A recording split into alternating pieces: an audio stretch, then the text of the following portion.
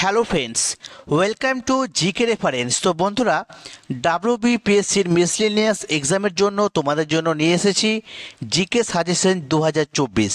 আজ থেকে এই সিরিজটি শুরু করলাম। প্রত্যেক দিন আমরা জিকে প্র্যাকটিস সেট করাবো।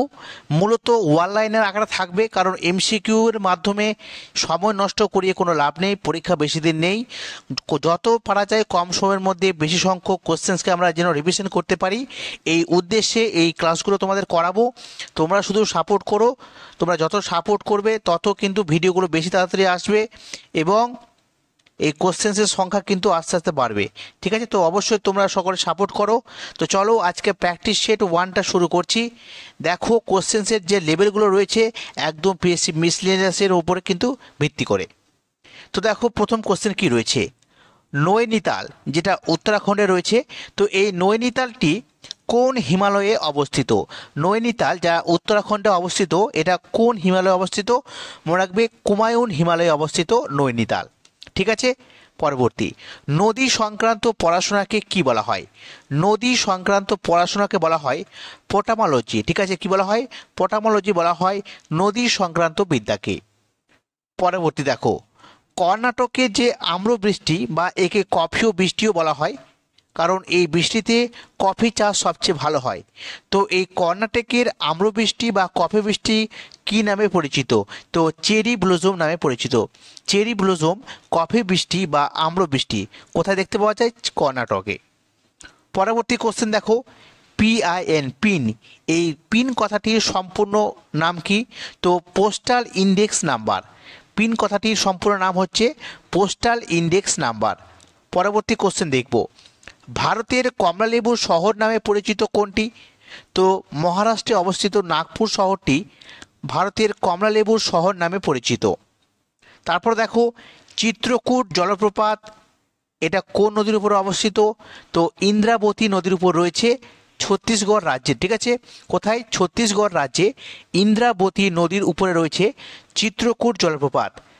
আর এই প্রসঙ্গে একটা কথা বলে রাখি, ভারতের নায়াগ্রা নামে পরিচিত কোন জলপ্রপাত? তো এই চিত্রকূট জলপ্রপাতটি ভারতের নায়াগ্রা নামে কিন্তু পরিচিত, মনে রাখবে। ঠিক আছে, প্রত্যেকটা কোশ্চেন কিন্তু তোমাদের জন্য বেশ ইম্পর্টেন্ট।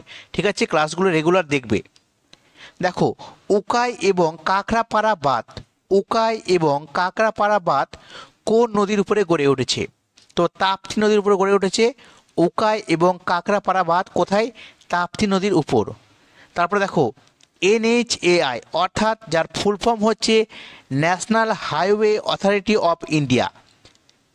এনএইচএআই অর্থাৎ National Highway Authority of India, এই যে সংস্থাটা রয়েছে এটা নির্মাণের জন্য একটি কর্মসূচি গ্রহণ করা হয়েছিল।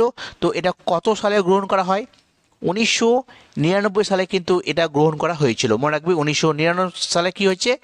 National Highway Authority of India কিন্তু নির্মাণের কর্মসূচি গ্রহণ করা হয়েছে। তারপর ওয়ার্ল্ড আর্থ ডে অর্থাৎ বিশ্ব পরিবেশ দিবস, বিশ্ব পৃথিবী দিবস। ঠিক আছে, ওয়ার্ল্ড আর্থ ডে বলেছে অর্থাৎ পৃথিবী দিবস। এটা কবে পালিত হয়? তো 22শে এপ্রিল পালিত হয়। ঠিক আছে, ভালো করে মনে রাখবে, 22শে এপ্রিল ওয়ার্ল্ড আর্থ ডে বা বিশ্ব পৃথিবী দিবস।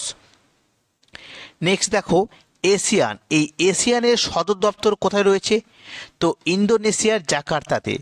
এশিয়ানের সদর দপ্তর অবস্থিত ইন্দোনেশিয়ার জাকার্তাতে।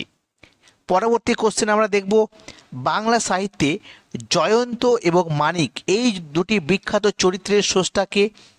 জয়ন্ত মানিক চরিত্রের স্রষ্টা হচ্ছে হেমেন্দ্র কুমার রায়, মনে রাখবে, গুরুত্বপূর্ণ, হেমেন্দ্র কুমার রায়। তারপর এ রেভিনিউ স্ট্যাম্প, এটি একটি বিখ্যাত আত্মজীবনীমূলক বই। এ রেভিনিউ স্ট্যাম্প, তো এটি কার আত্মজীবনী? তো অমৃতা প্রীতমের আত্মজীবনী হচ্ছে এ রেভিনিউ স্ট্যাম্প। ঠিক আছে, মনে রেখো।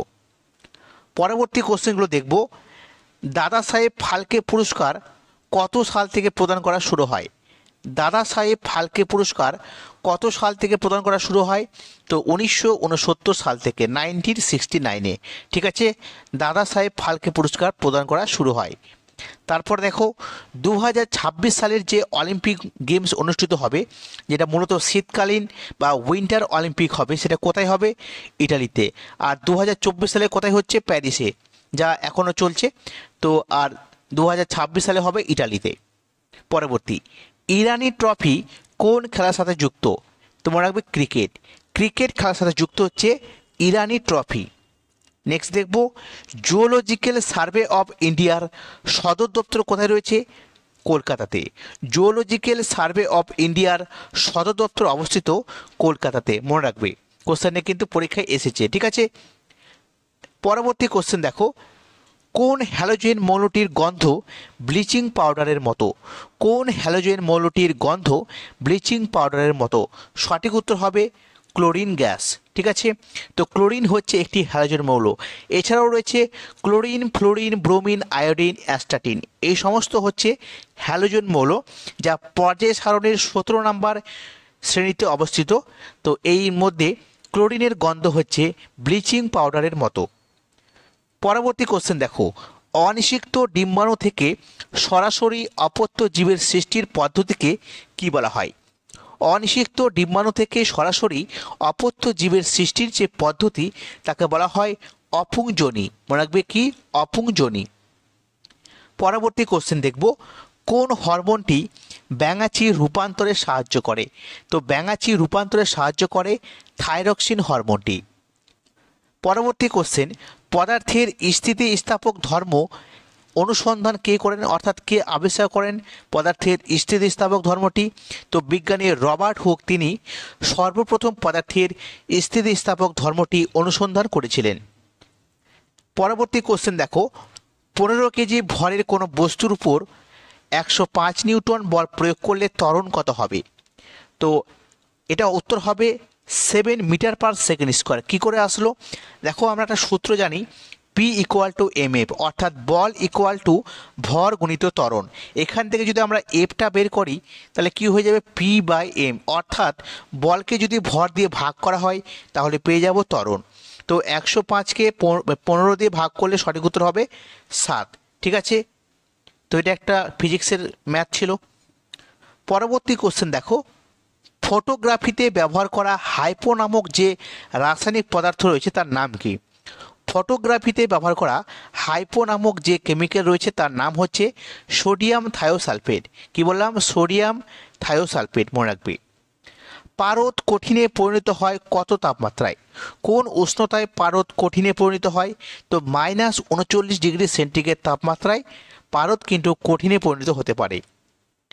নেক্সট দেখো, শব্দের প্রতিধ্বনি শুনতে উৎস এবং প্রতিফলকের মধ্যে কমপক্ষে কত দূরত্ব হওয়া প্রয়োজন? তো 17 মিটার, ঠিক আছে। এটা যদি শব্দের উৎস হয় আর এখানে যদি শ্রোতা থাকে, ঠিক আছে, তাহলে এই শ্রোতাটা প্রতিধ্বনি একবার শোনার জন্য কমপক্ষে এদের মধ্যে যে দূরত্ব থাকা দরকার সেটা হচ্ছে 17 মিটার। নেক্সট দেখব, 16তম অর্থ কমিশনের চেয়ারম্যান বর্তমানে কে রয়েছেন? তো 16তম অর্থ কমিশনের বর্তমান চেয়ারপারসন রয়েছেন কে? ডক্টর অরবিন্দ পানাগড়িয়া, ঠিক আছে, ডাক্তার অরবিন্দ পানাগড়িয়া, মনে রাখবে। পরবর্তী question, a tale of two cities একটি গুরুত্বপূর্ণ বিখ্যাত বই। A tale of two cities, তো এটা কার রচনা? চার্লস ডিকেন্সের রচনা a tale of two cities, ঠিক আছে, ইম্পর্টেন্ট তোমাদের জন্য। পরবর্তী কোশ্চেন দেখো, বার্ড অফ অ্যাভন, ঠিক আছে, বার্ড অফ অ্যাভন নামে পরিচিত কে ছিলেন?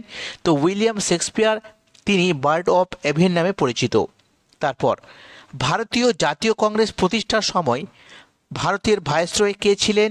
তো লর্ড ডাফরিন, ঠিক আছে, মনে রাখবে লর্ড ডাফরিন তিনি কিন্তু জাতীয় কংগ্রেস প্রতিষ্ঠার সময় ভারতের ভাইসরয় ছিলেন। পরবর্তী কোশ্চেন দেখব, গুগলের প্রধান কার্যনির্বাহী যিনি রয়েছেন তিনি হচ্ছেন সুন্দর পিচাই। তো কোশ্চেনটা বলা হয়েছে, এই সুন্দর পিচাই যিনি গুগলের সিইও তিনি জন্মসূত্রে ভারতের কোন রাজ্যের বাসিন্দা? তো তিনি জন্মসূত্রে তামিলনাড়ুর কিন্তু বাসিন্দা। নেক্সট দেখো, বিক্রমশিলা বিশ্ববিদ্যালয় কে প্রতিষ্ঠা করেছিলেন?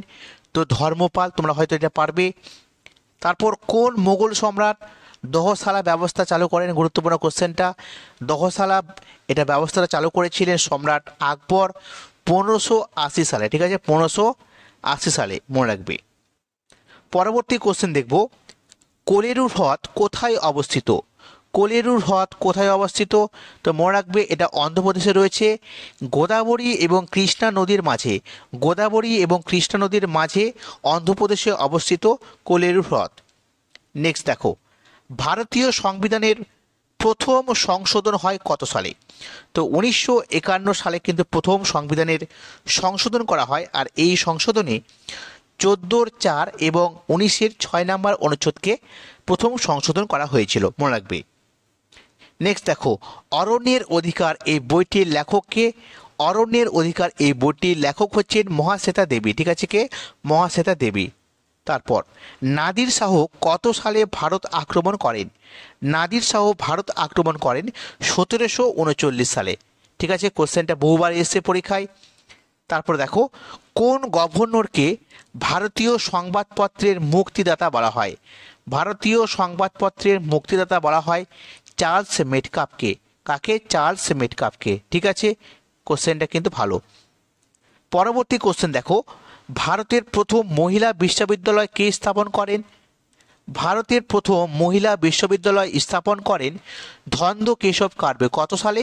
1916 সালে, ঠিক আছে। পরবর্তী, শিখদের মধ্যে কে পাহুল প্রথা কিন্তু চালু করেন? পাহুল প্রথা চালু করেছিলেন দশম শিখ গুরু গুরু গোবিন্দ সিংহ, ঠিক আছে, মনে রাখবে। বান্নরঘাট জাতীয় উদ্যান কোন রাজ্যে অবস্থিত? বান্নরঘাট জাতীয় উদ্যান বা বান্নরঘাটা জাতীয় উদ্যান এটা অবস্থিত ভারতের কর্ণাটক রাজ্যে। তারপর দেখো, গুপ্ত সাম্রাজ্যের বাঘ গুহা চিত্রগুলি, ঠিক আছে, গুপ্ত সাম্রাজ্যের যে বাঘ গুহা চিত্রগুলি রয়েছে সেটা ভারতের কোন রাজ্যে পাওয়া গেছে? তো মধ্যপ্রদেশে পাওয়া গেছে। তারপর দেখো, Indian society of oriental art, Indian society of oriental art এই সংস্থাটি কে প্রতিষ্ঠা করেন? তো অবনীন্দ্রনাথ ঠাকুর প্রতিষ্ঠা করেছিলেন, ঠিক আছে, মনে রাখবে। তারপর দেখো, পরবর্তী কোশ্চেন কি রয়েছে? To India my native land, ঠিক আছে, এটাও important. To India my native land এই একটি বিখ্যাত বই, এটা কার রচনা? তো ডিরোজিও, ঠিক আছে। To India my native land এটা রচনা করেছেন ডিরোজিও। পান্নালাল ঘোষ তিনি কোন বাদ্যযন্ত্রের সাথে জড়িত?